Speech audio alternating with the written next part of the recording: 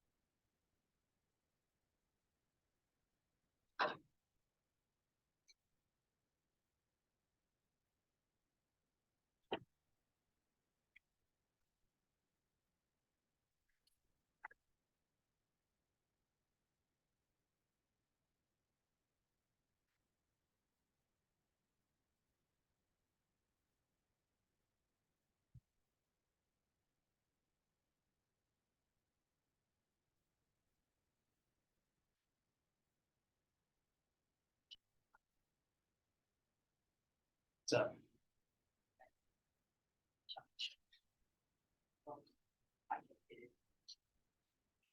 okay.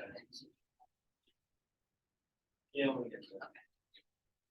All right, so yesterday we started with Antoine Lavoisier, right? What do we know about him?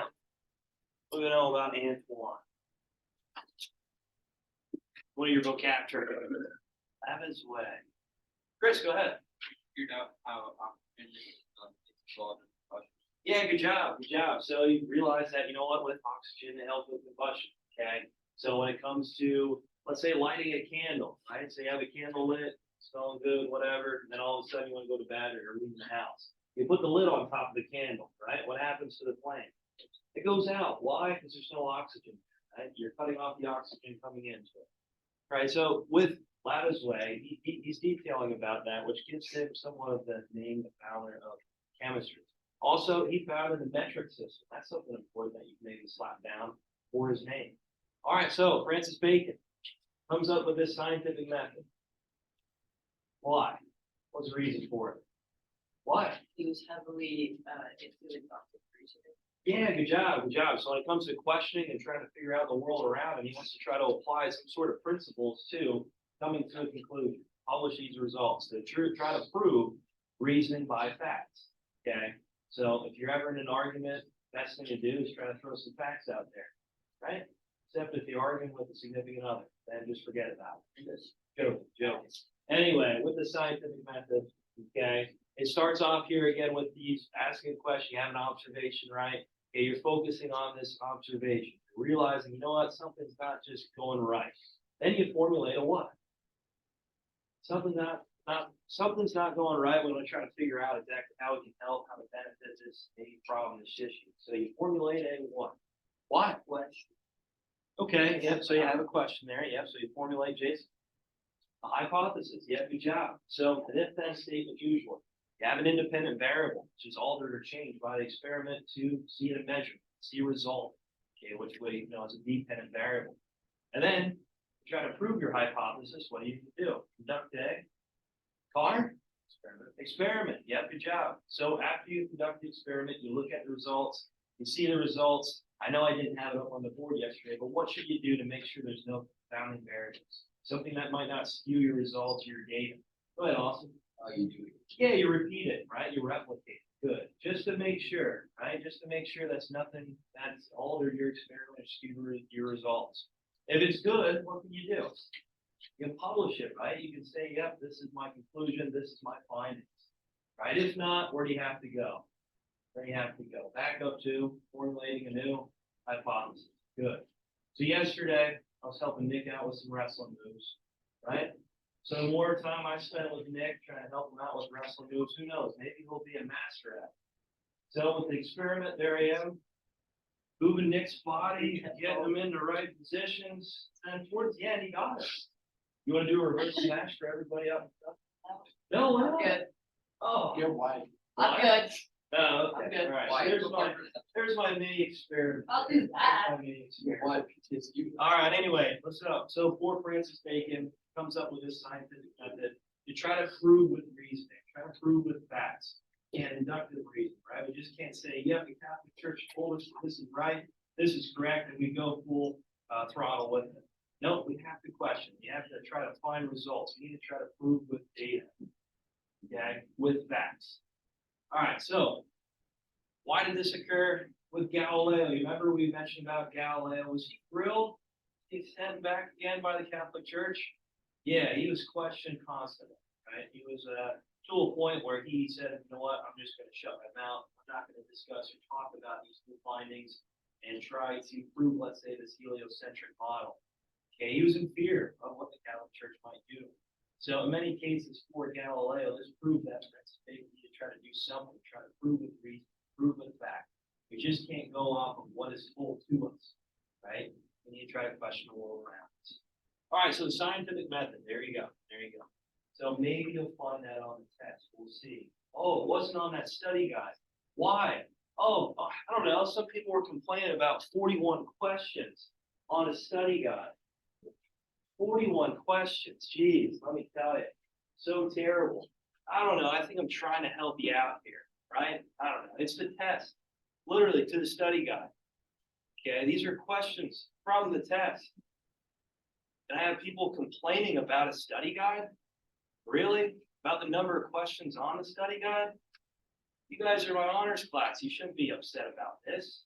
If anything, this is giving you points to help your grade out even more, which some of you, again, it doesn't relate. You didn't complain or anything about it, but also this is the test. Again, I don't know how much more I can do to help you with the video lessons, the bell ringers, the vocab, and then a study guide, which is the test. That just shows me that you're lazy, right? That you don't want to put in the work. That, I don't know, if anything, you're just not grateful for what I give you for materials to help you try to pass. It's a little frustrating when I say that. If anything, maybe in the future here, maybe next chapter, I won't give you a study guide since it's too much work for you. Sorry, my bad. Okay, so we'll see. Maybe next chapter I won't give you. I don't know. Maybe I'll actually have you write notes down so you don't just try to memorize the whole study guide the night before. I don't know. We'll see. All right. Okay. There's my spiel there. There's my TED talk for you. If anything, guys, have that study guide done for Monday. I was going to have a review game for you, but would you just want to work on that long study guide here, 41 questions? You just want to work on that, or do you want to play a review game? It's up to you. Review game? Okay, I have a few games we can play. I have pop darts, which is pretty much darts that you throw up on the board. They stick to the board. Or I have golf. You can play mini golf. I have a little golf set. Pro golf. And then I have trash can basketball. The dart game. Okay. Pop darts. Okay. You're gonna have to split up into two groups. Two teams here. Go ahead, do it. No, we're not. There you go. Do it. What? Wait, we have to make sure. I'm gonna get older. All right.